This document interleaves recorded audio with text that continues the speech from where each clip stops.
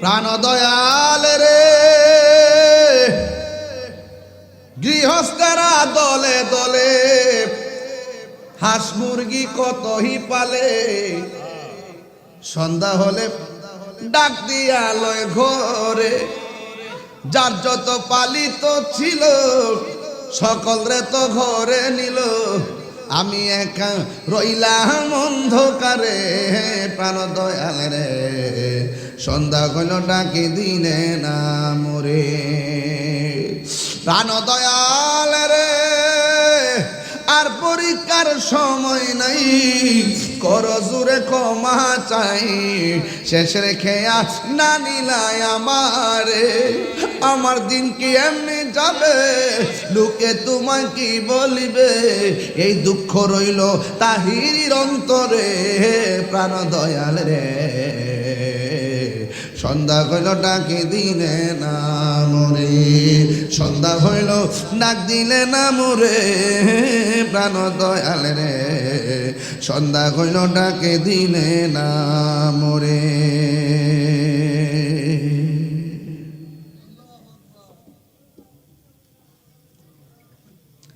গভীর মনোযোগ বাড়ির মালিক যদি হাঁস একটা সন্ধ্যায় ফিরতে দেরি করে বাড়ির মালিক হাঁস খোঁজার জন্য পুকুরের পাড়ে যায় মালিক কেমন জিনিস আমার আল্লাহ বলেন মালিক ইয়াউমিদ্দিন আমি আল্লাহ বিচার দিবসের মালিক ও বান্দা আমি আল্লাহ তোরে কোটি গুণ মায়া কইরা বানাইছি আমার আল্লাহ বলেন আসৌমলি ও আনা আজজি বিহি বান্দারে দুনিয়ার মধ্যে তোমরা রোজা রাখা কষ্ট করেছো আমি আল্লাহ তোমাদেরকে 11 মাসের আমলনামার ওজন করব মিজানের পাল্লায় আর রমজান মাসের সওয়াবের প্রতিদান আমি মিজানের পাল্লায় ওজন করব না আমি আল্লাহ নিজের হাতে তোমাদেরকে দান করব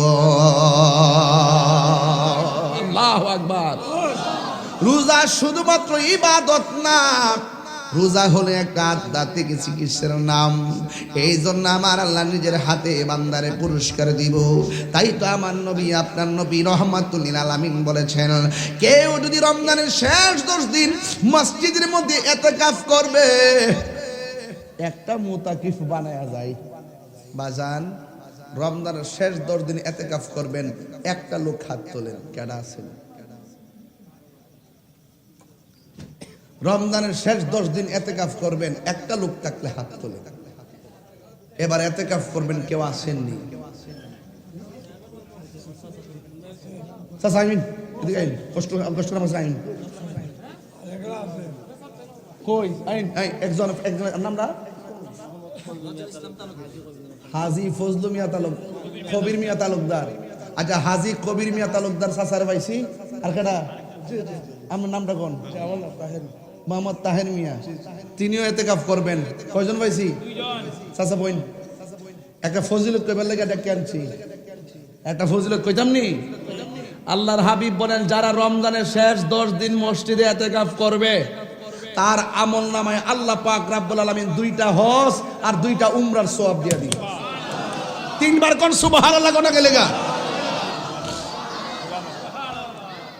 মহল্লার মধ্য থেকে যদি একজন আদায় করে সবার পক্ষ থেকে আদায় হয়ে যাবে যদি কেউ আদায় না করে তাহলে সবাই গুনাহগার হবে তো যেই লোকটা আপনার জিম্মাদার নিচে মুতাকিফ মসজিদে ইতিকাফ করবে আপনার উচিত তার দোয়া নেওয়া আপনার উচিত তার ইজ্জত করা আপনার উচিত তার পাশে থাকা আপনার উচিত তাকে সহযোগিতা করা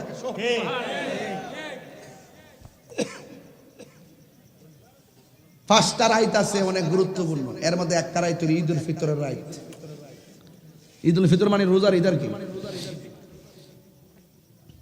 এই রাতে দোয়া কবুল হয় আর আঙ্গ দেশের মধ্যে সবচেয়ে বড় প্রবলেম কি জানেন আমরা আসল ছেড়ে নকল ধরি কথা কোন গেলে আসল ছেড়ে কি ধরি নকল ধরি যার অথচ এই রাতটা হলো ইবাদত কবুলের রাত ইবাদতের রাত আর এই রাতে চাঁদা উড়ার পরে ফুলাফান গান লাগায় নাচে লাগায় নাচে কি না কন এইবার কি এইগুলা চলবো সাবধান বাবানা লক্ষ্মী অপরাধী হয়ে যাবেন অপরাধী হয়ে যাবেন অপরাধী হয়ে যাবেন আমরা নিয়ামতের রাত নিয়ামতের মাধ্যমে ভোগ করতে চাই ঈদের দিন আমরা যখন ঈদগায় যাই, এক রাস্তায় যাইবেন আর এক রাস্তায় আসবেন। সুবহানাল্লাহ, কোয়ার দরকার আছে এই কথাগুলো, মন থাকে না তো। এক রাস্তায় যাইবেন আর এক রাস্তায় আসতে হবে। আর হাদিস শরীফে আছে রাস্তার মোড়ে মোড়ে ফেরেশতা দাঁড়ায় থাকে আপনার গুনাহগুলো হাতে নেওয়ার জন্য। রাসূল বলেন ঈদগার ময়দানে যাওয়ার আগে যদি কোনো ব্যক্তি বস্ত্রহীন মানুষকে বস্ত্র দেয়, মানে কাপড় দেয় আর কি, আল্লাহ পাক তাকে জান্নাতে কাপড় দিয়ে দিবে।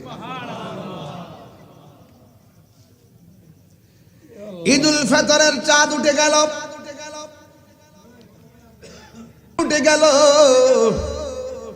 ওই মুহূর্তে আমার আল্লাহ রাব্বুল আলামিন হাবিবের একজন সাহাবী, যার নাম হলো হযরতে ওমর রাদিয়াল্লাহু তাআলা আনহু, যার ব্যাপারে আমার নবী, আপনার নবী রাহমাতুল লিল আলামিন বলেছেন, আমার পরে যদি এই পৃথিবীতে কোনো নবী আসতো, সেই নবীটা হযরতে ওমর হইতো।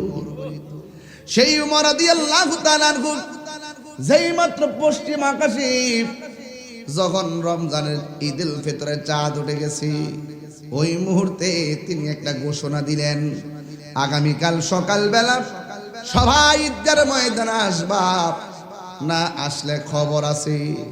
এই কথা বলার পর সব মানুষের অন্তরে একটা তুফান শুরু হয়ে গেছে। উমর যেখানে বলছে মাঠে যাওয়ার জন্য যাওয়াই লাগবে, সকাল সকাল যাওয়া লাগবে, এবার রোজাদাররা বলে আমরা যাব, বেরোজদাররা বলে আমরা যাব। কারণ আমরা যদি না যাই তাইলে উমরের তলোয়ার থেকে বাঁচতে পারতাম না। এই পৃথিবীতে একজন মাত্র সাহাবী যে এক রাস্তা দিয়া গেলে জীবনে কিয়ামত পর্যন্ত এই রাস্তা দিয়া কোনোদিন শয়তান যাবে না, শুধুমাত্র উমরের ডরে। এমন উমর জীবনে এক রাস্তা দিয়ে একবার গেছে, ওই রাস্তা দিয়ে কখনো শয়তান যাবে না। শয়তান মনে করে উমরের যে পাওয়ার, কবর থেকে উঠতে হইলো আমার জুতা দেবে। যারা মাজার বাংতো যায় হেরা তো নিজের কপালে নিজে কুড়াল মারে। দেখবেন কেমনে কামড়া কামড়িটা লাগে, সময় কিন্তু আইতাছে, আমি দেখতেছি কেমনে কেমনে আইতাছে, মানে আমি দেখতেছি কেমনে কেমনে আইতাছে। মান্যতা নাই, সিস্টেম নাই, সব হইল তাফালিং টু তাফালিং, ক্ষমতার দাম্ভিকতা, অহংকার পতনের মূল। কথা বলেন ঠিক কিনা বলেন? অহংকার পতনের মূল।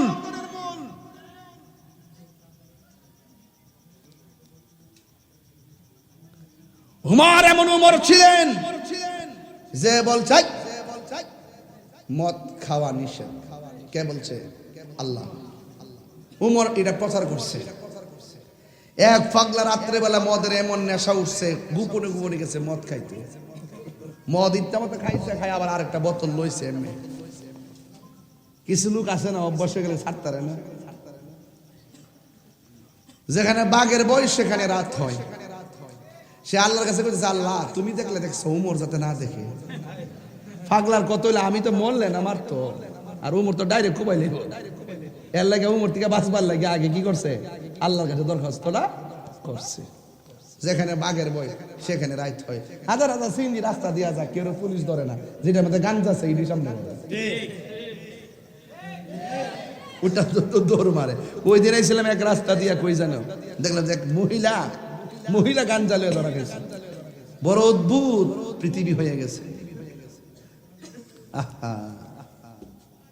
মহিলার গাঞ্জার সাথে জড়িত, ভাবা যায় মহিলা সুদের সঙ্গে জড়িত, ভাবা যায় আমরা কোন জায়গাতে এসে পড়ছি। একমাত্র নৈতিকতা হারিয়ে ফেলেছি।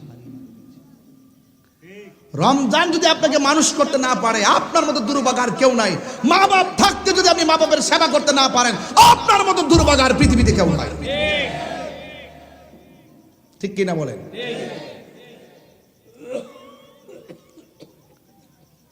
যে মাত্র গেছে আল্লাহ তুমি দেখলে দেখছো, উমর যাতে না দেখে, একটু পরে সাইদে উমর দাঁড়ায় নিচ্ছে। উমর রাদিয়াল্লাহু তাআলা এইভাবে দেখ, উমর রাদিয়াল্লাহু তাআলাকে দেখে এইভাবে লোকটা কাঁপতাছে। উমর বলে, কাঁপো কেন? ওই লোকটা মনে মনে আল্লাহর কে, আল্লাহ প্রথম তো কইছিলাম উমর দেখলে দেখছে, তুমি দেখলে দেখছো উমর যাতে না দেখে, এখন তোমার কাছে একটা কথা, কিতা আল্লাহ আজকে যদি ওমর হাত থেকে আমি বাঁচতাম পারি, জীবনও আমি মদ পান করতাম না।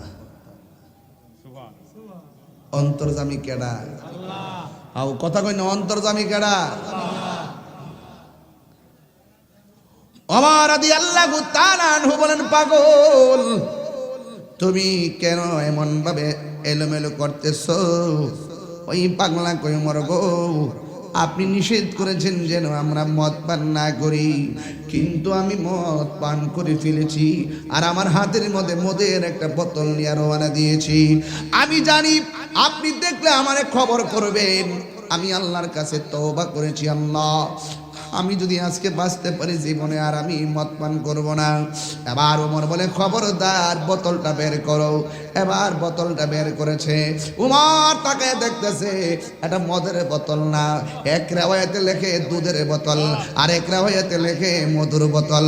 লেবেলটা আমার আল্লাহ পরিবর্তন কইরা উমরের হাত থেকে বাঁচাইয়া দিয়েছে। কারণ বোঝা গেল এই পাগলা জবান দিয়া তওবা করে নাই, এই পাগলা হাজার গুনাহ লইয়া অন্তর দিকে আমার আল্লাহ রে ডাক দিয়া বলছে, আল্লাহ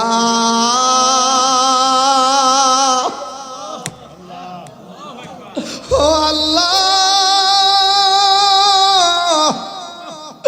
আল্লাহ গো আজকে যদি আমি বাঁচতে পারি জীবনেও আমি মদ পান করব না। দিল খুললা দোয়া করছে, আল্লাহ ভাগ্যের চাকা ঘুরাই দিছে। ওমর বলে, পাগলা কান্দ কেন? কয়ে কান্দি আপনার জন্য না, কান্দি আমার আল্লাহ যে কত দয়াবান। আমি মদের বোতল নিয়ে রওনা দিয়েছি, তওবা করার কারণে আমার আল্লাহ মদের লেভেলটারে পরিবর্তন কইরা দিয়েছে। এই জন্য আমি কি করেছি, এত মায়ার আল্লাহরে চিনতে পারি নাই, আর জীবনে গুনাহ করব না। গুনার বুঝা মাথাইলো আমরা কান্দেছি, মাফ করে দাও মাহবুব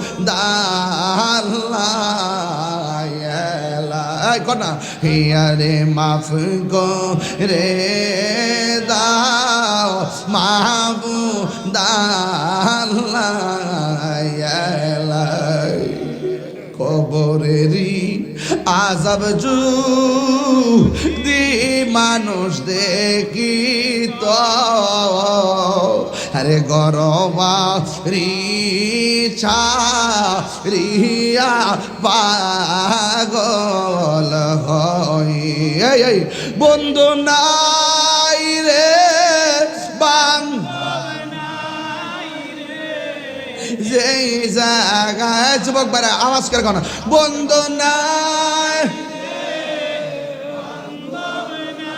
আল্লাহ যেই জায়গায় সেই জায়গার বন্ধু নবী মুস্তাফা, সেই জায়গার বন্ধু নবী মুস্তাফা।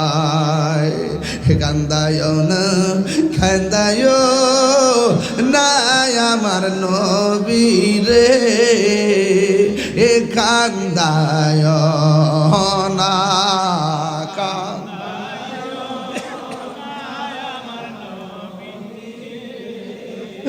নবী রে, কান দাইলে রে কাঁদবা আসরে। একটা জবান বন্ধ রাখবেন না, মহব্বতে মায়ার সুরে বলুন সুবহানাল্লাহ। এ বন্ধু আমার নবী, আপনার নবীর সাহাবী উমর বললেন, আগামীকাল ঈদুল ফিতর, না গেলে খবর আছে এবার উমরের ঘোষণা শুই না, রাস্তাঘাট মানুষের সাইলাব হয়ে গেছে। ঈদগার সামনে জায়গা নাই, ডানে জায়গা নাই, বামে জায়গা নাই, সামনে জায়গা নাই, মানুষের অভাব নাই, সবাই ভরপুর হয়ে গেছে। কেউ রোজাও রাখে নাই, ডরে গেছে ঈদগার ময়দানে। উমর যদি আমরা মাইরা ফালাই, এই ডরে সবাই ঈদগার ময়দানে কানায় কানায় ভরপুর হয়ে গেছে, মানুষের কোনো অভাব নাই। কিন্তু মানুষ কয় এত সকাল সকাল এসে গেলাম, মানুষের কোনো অভাব নাই। ইমাম, ওই ঈদগার ইমাম হজরতে উমরের কোনো খবর নাই। উমর রাদিয়াল্লাহু তাআলা আনহু আসে নাই। ইমামের খেতাবতের জায়গা খালি, মেহরাবের জায়গা খালি, সব মানুষ বলা বলি করে। আমরারে ঘোষণা দিল, উমর কোথায় রইল? দুইটা সাহাবী মনে মনে ভাবতেছে কোথায় রইল, কোথায় রইল, চিন্তা করে লাভ নাই। ও বেলাল রে, ও বেলাল, ও আমার ও বেলাল, ও আবু হুরাইরা, চিন্তা করো না, দুইজনে মিল্লা চলো হযরতে উমরের বাড়িতে যাই দেখি কোনো ধরনের সমস্যা হয়েছে কিনা।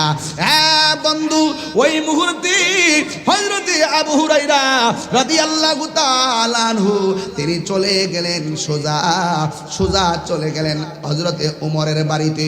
যাইয়া দেখে খেজুরের গাছ দিয়া নিজের ঘরটা বানানো। টাকার বাহাদুরি করো, সম্পদের বাহাদুরি করো, ক্ষমতার বাহাদুরি করো, মনে রেখো বাহাদুর কিন্তু লাঞ্ছনার সাথে মৃত্যু হয়। খবরদার টাকার বাহাদুরি দেখায়ও না, সম্পদের বাহাদুরি দেখায়ও না। অথচ হযরত উমর খলিফাতুল মুসলিমিন, ইমামুল মুসলিমিন, হুজ্জাতুল্লাহ বিল আরদিন, ইমামুল মুসলিমিন, খলিফাতুল মুসলিমিন, অর্ধজাহানের খলিফা ছিল। তার ঘরটা ছিল খেজুর পাতার ঘর, খেজুর পাতার ঘর, খেজুর পাতা দিয়া দরজা বানাইছে। ওই দরজা লাগায়া ঘরের ভিতরে বইয়া বইয়া কাঁদতেছি।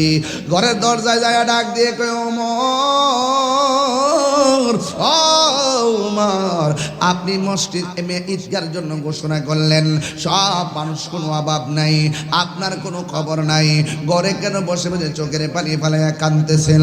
এবার ঘরের দরজা খুইলা তাকায়া দেখতেছে হযরত ওমর ঘরের দরজা ভিতরে বইয়া বইয়া চোখের পানি ফালাইয়া ফালাইয়া কাঁদতেছে। ডাক দিয়া বলে, ওমর, আজকে না ঈদের দিন, আপনি ঈদগার ময়দানে না যাইয়া আপনি ঘরের মধ্যে বসে বসে কেন চোখের পানি ফালাইয়া ফালাইয়া কাঁদতেছেন? বন্ধুরা রে,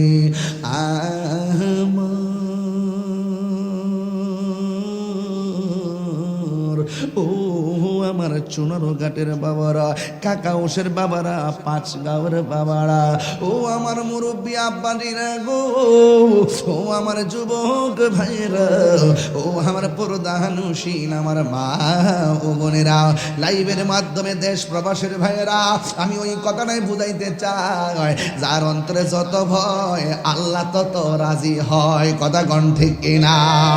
ওই আমার ডাক দিয়ে কই, আমি যদিও ঘোষণা করেছি সবাই যাওয়ার জন্য, কিন্তু আমি তো যাইতে পা চলতেছে না। আবু হুরায়রা রাদিয়াল্লাহু তাআলা আনহু বলেন, কেন পা চলতেছে না? উমর রাদিয়াল্লাহু তাআলা আনহু বলেন, আমার নবী, আপনার নবী বলেছেন ঈদগার ময়দানে যখন ইমানদাররা যায়, ঈদগার ময়দানে ঈদের নামাজ পড়তে যখন মানুষ যায়, ঈদগার ময়দানে নাকি আমার আল্লাহ দুইটা মানুষ ভাগ করবে। এক ভাগের মানুষের রোজা কবুল হয়েছে, আরেক ভাগের মানুষের রোজা কবুল হয় নাই। অথচ আমিও তো রোজাদার, তারাও তো রোজাদার। আল্লাহ যে এই ভাগগুলা করবে, আমি কি কবুলের খাতায় থাকবে নামটা, নাকি বেকবুলের খাতায় থাকবে? এই জন্য আমি চিন্তা, ঈদগার ময়দানে যাইতে পা কাঁপতেছে। আল্লাহ আমার রোজা কবুল করছে নি, আল্লাহ আমার দয়া করব নি, এই কথা বইলা বইলা চোখের পানি ফালাইয়া ফালাইয়া কান্দে। আবু হুরায়রা কয়, ওমর,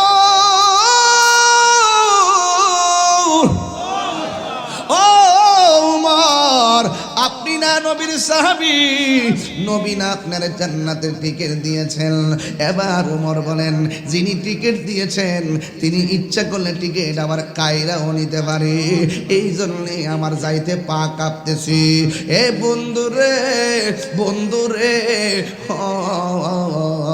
বাবা, নবীজির সাহাবী উমর যদি রোজা রাইখা ঈদগার ময়দানে যাওয়ার সময় এমন কান্না করতে পারে, আর আপনি ডেক্সেট লাগায় রাতের বেলা নাচলেন, মনে করছেন উপাস থেকে রোজা রাখছি সব বুঝি হয়ে গেছে। না না না, রোজা অত সস্তা না। হাতের রোজা আছে, পায়ের রোজা আছে, চোখের রোজা আছে, নাকের রোজা আছে, কানের রোজা আছে, জবানের রোজা আছে, সব কিছু তন মন ঠিক করে বাইন্দা আল্লাহর দিকে মুতাওয়াজ্জু হওয়ার নাম হলো সাওম। কথা কোন ঠিক কিনা? রোজা অতই সোজা, খালি সেহরি খাইলেন আর ইফতার করলে রোজা হয়ে গেছে গা। আর মিছা কথা কইলেন, মিথ্যা কথা বললেন, মানুষকে ঠকালেন, মানুষকে ধোঁকা দিলেন, মানুষের সামনে নিজের আমিত্বকে প্রদর্শন করলেন। কিসের আপনার রোজা? রোজা রাখেন কিনা এটাই তো সন্দেহ।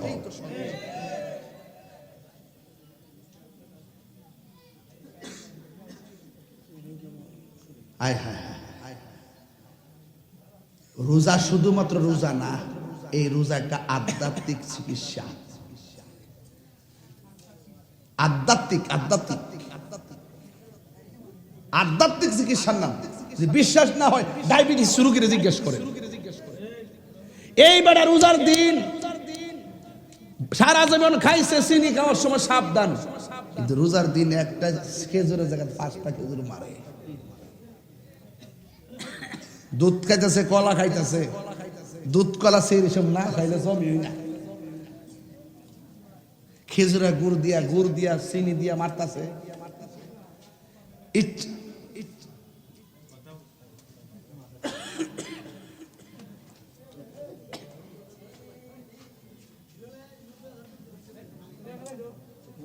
যাই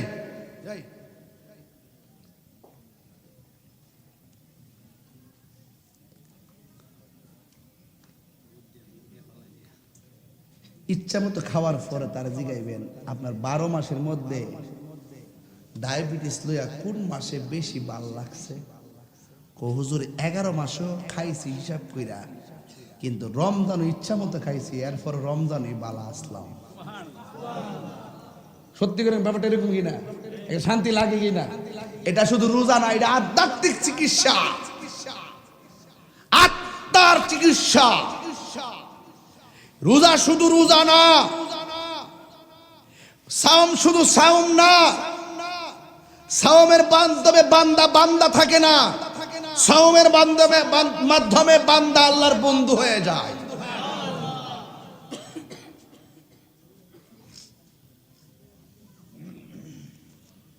আবার দেখবেন রোজা আইলে মা তাহে টিনের ঘরটা আর ফুতে থাকে বিল্ডিং ঘরটা।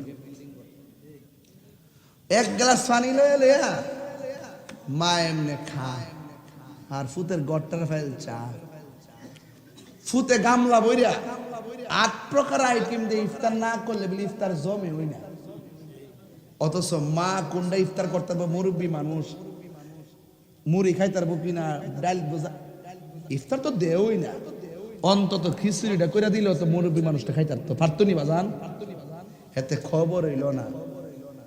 রোজার কে আল্লাহরে লামাই লইবা বাবা রে বাবা, তুই সুজা মা বাপ রে কষ্ট দিয়া রোজার কেমন করছে যে আল্লাহ ভাই আলাইবা।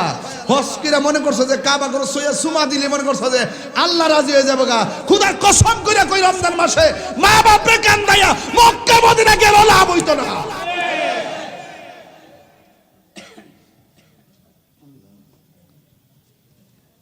সারাটা জীবন বাপে কষ্ট করে টেহা দিয়া তোমারে পাঞ্জাবি, গেঞ্জি, লুঙ্গি, পায়জামা, জুতা সব কিনা দিছে, অথচ বাপের কাপড়টা কিনছে না।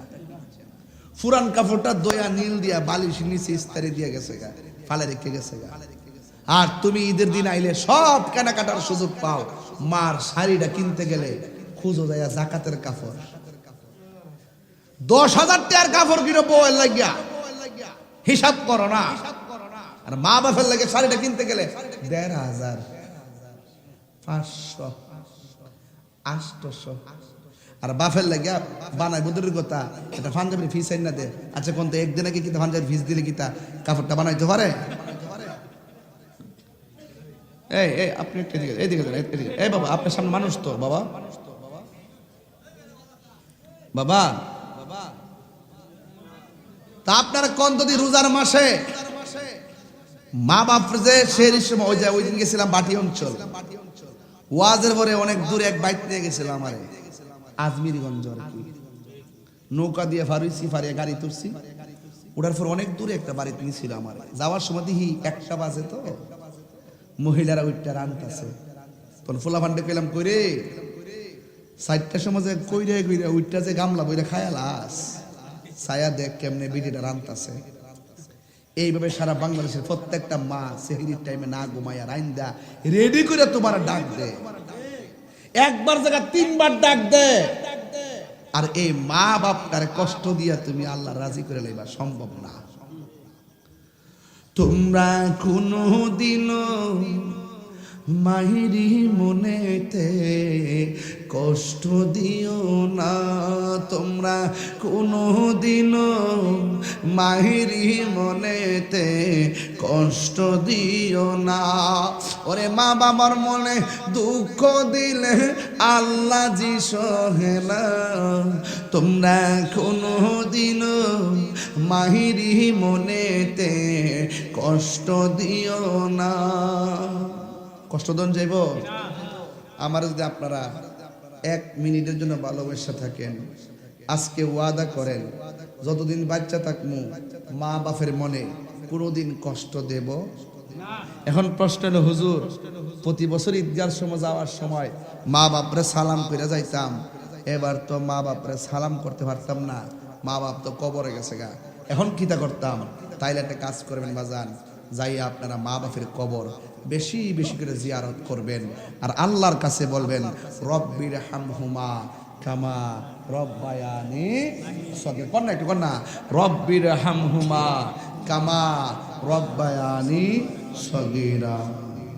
এই দোয়া করবেন, আল্লাহ আমার মা বাপ আমার ছোটবেলায় যেমনে মায়া করছেন, আমার মা বাপরে আপনি এইভাবে দয়া করেন। এই দোয়া যদি আপনি করেন আর চোখ দিয়া যদি পানি ঝরে, আপনার গুনাহও মাফ হবে। আর একটা সূরা বেশি বেশি পড়বেন। কইতাম নি কোন সূরাটা? আপনার কিন্তু কষ্ট হইতেছে নাকি দাবা? সূরাটা কইতাম নি বাজার? আমার সাথে সবাই ফরন লাগবো, না পারলে মনোযোগ দিয়ে শুনতেইব। রাজি আছেন নি? আমার সাথে পড়েন, কুল হুয়াল্লাহু আহাদ আল্লাহুস সামাদ লাম ইয়ালিদ ওয়া লাম ইউলাদ ওয়া লাম ইয়াকুল লাহু কুফুয়ান আহাদ। সবাই আবার পড়া লাগবে, কুল হুয়াল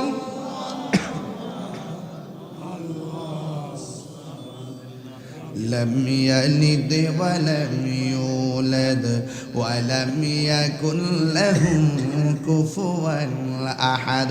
আল্লাহর হাবিব বলে, কেউ যদি এই সূরাটা মহব্বতে তেলাওয়াত করে, শুধুমাত্র আমার আল্লাহ তেলাওয়াতকারীকে শুধুমাত্র মাফ করে না।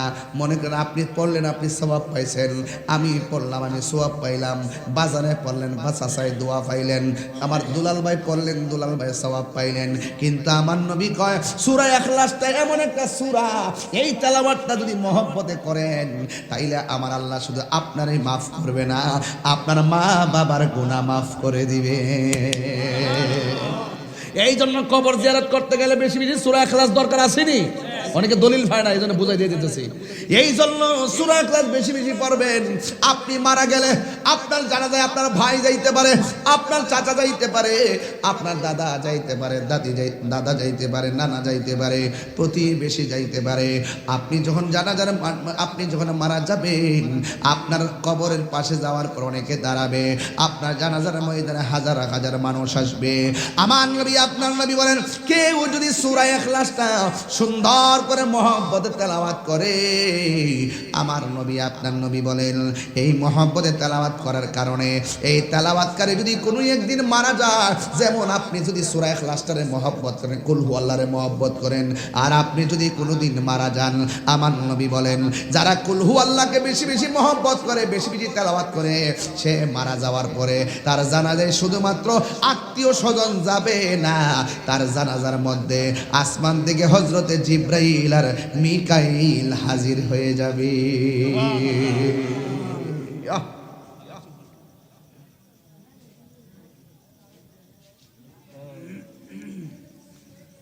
মসজিদের অসমাপ্ত কাজ, মসজিদের বাউন্ডারি গেট, কোয়ার্টার বা ইমাম সাহেবের কোয়ার্টার, মুয়াজ্জিনের কোয়ার্টার, বাথরুম এবং কালেকশন লাগবে। এগুলো তুলতে 2-3 দিন লাগবো, কিন্তু তাহন তো যাইতো না।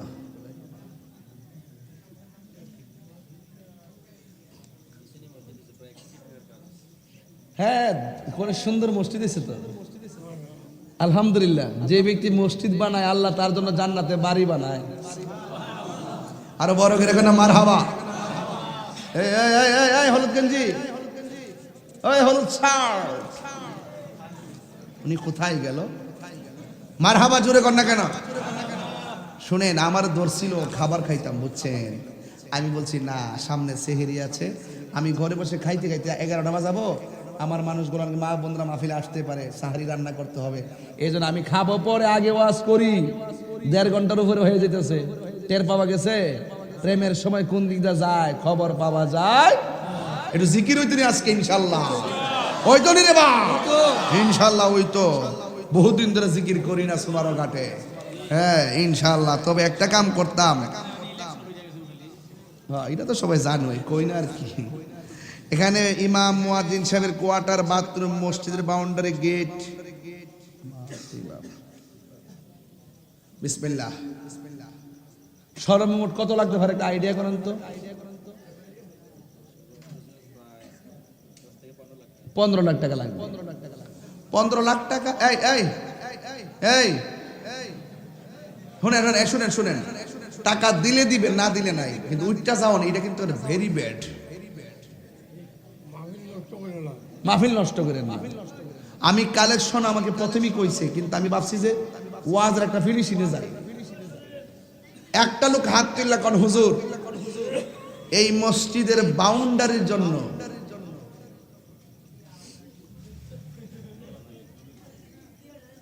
এমন একটা লোক, মোট তো 15 লাখ টাকা লাগে। এই 15 লাখের ভিতরে সর্বপ্রথম কত দৈন্য আছেন আপনার নিজে থেকে কোন, আমি না, আমার আইডিয়াতে মিলতেছে না। একজন স্বইচ্ছা কোন যে মুয়াজ্জিন ইমাম সাহেবের কোয়ার্টার, বাথরুম এবং বাউন্ডারি, যেইটার জন্য আপনি কত দিবেন? একটা লোক হাত তুলে কোন তো যে হুজুর স্বইচ্ছায় কোন যে আমি অত দিব। এমন একটা লোক আসেনি, একটু হাত তোলেন।